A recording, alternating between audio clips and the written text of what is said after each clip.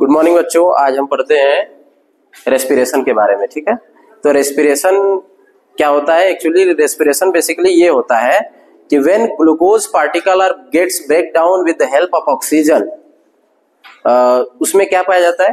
Carbon dioxide मिलता है, oxygen मिलता है, अरे हाइड्रोजन, पानी मिलता है और एनर्जी मिलता है। ठीक है, ग्लूकोज क्या होता है? ऑक्सीजन के प्रेजेंस में ब्रेक डाउन होगा और मिलेगा क्या? कार्बन डाइऑक्साइड, वाटर और एनर्जी। ठीक है, हम इसे थोड़ा सा और सिंपलर वे में समझेंगे, समझिएगा। जो अब हम क्या कहते हैं, नॉर्मली हम रेस्पिरेशन को कैसे डिफाइन करते हैं? रेस्पिरेशन को हम समझते हैं कि सांस लेना और सांस बाहर छोड़ना। तो this is called the breathing. Actually ये क्या है? ब्रीदिंग है। रेस्पिरेशन क्या है कि जब ग्लूकोज का पार्टिकल ऑक्सीजन के प्रेजेंस में ब्रेक डाउन हो, हम जो भी खा रहे हैं, ग्लूकोज खा रहे हैं, अगर ऑक्सीजन के प्रेजेंस में ब्रेक डाउन हो तो टूटेगा किसमें? कार्बन डाइऑक्साइड और वाटर में, और एनर्जी रिलीज होगी। हम जानते हैं कि हमारे शरीर में कितने सेल्स हैं? लगभग 75 ट्रिलियन सेल्स हैं। ठीक है, कितने सेल्स हैं? 75 ट्रिलियन। और सबको भोजन चाहिए कि नहीं चाहिए? सबको भोजन चाहिए, और सबको भोजन सप्लाई करने के लिए कौन से मॉलिक्यूल है? ग्लूकोज। तो ग्लूकोज को तो ब्रेक डाउन होना पड़ेगा कि नहीं होना पड़ेगा? बताओ, होना पड़ेगा। और किसके प्रेजेंस में? ऑक्सीजन के प्रेजेंस में। अब मिलेगा क्या? कार्बन डाइऑक्साइड, वाटर और एनर्जी। एनर्जी का हम यूज कर लेते हैं, चलने फिरने, दौड़ने, बोलने, खाने पीने, इन सब में एनर्जी का यूज होता है।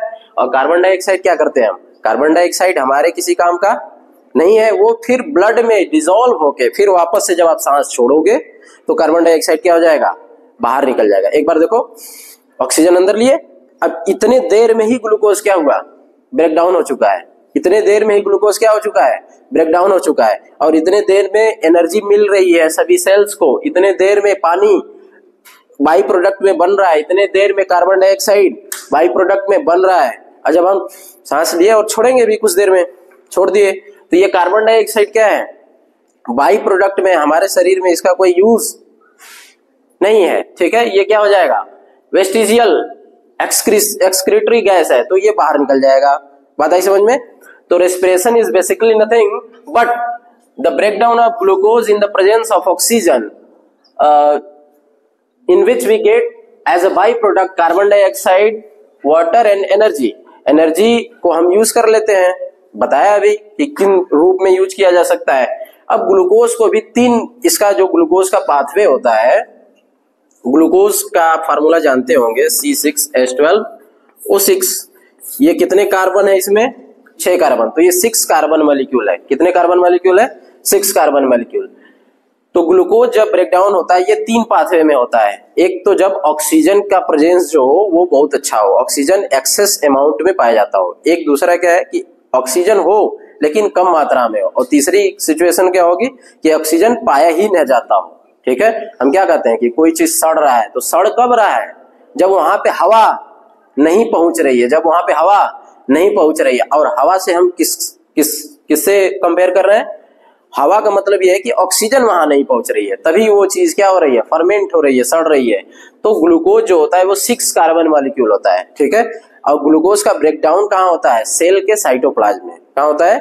सेल के साइटोप्लाज्म में। सेल जो होता है, इसमें जो ऑर्गेनल्स पाए जाते हैं, और ये किसमें होता है? ऑर्गेनल्स साइटोप्लाज्म में ही तो तैरता है, ये फ्लोट करता है। तो ग्लूकोज भी कहाँ ब्रेकडाउन होगा? साइटोप्लाज्म में।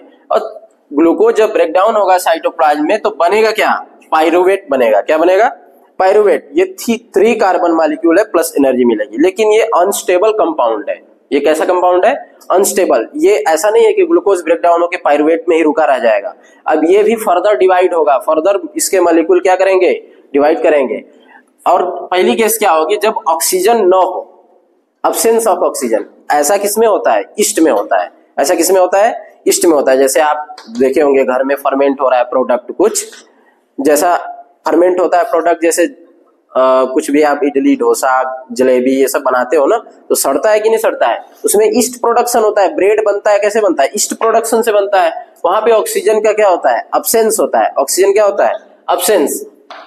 और ऑक्सीजन अब्सेंस होने की वजह से क्या बनेगा?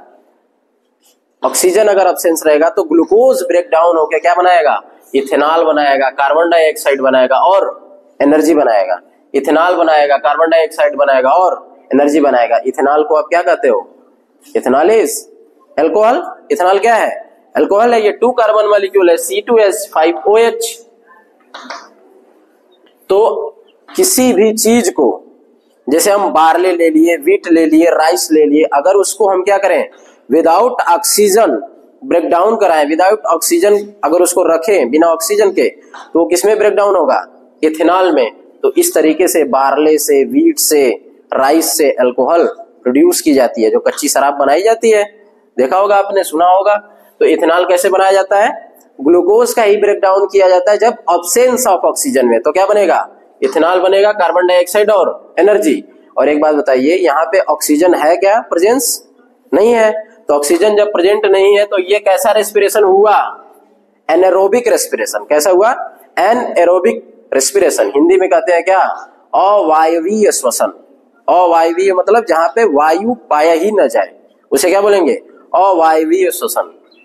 दूसरी बात कौन सी आती है? Lack of oxygen. मतलब ऑक्सीजन तो है लेकिन उतनी प्रचुर मात्रा में नहीं है। बात आई समझ में?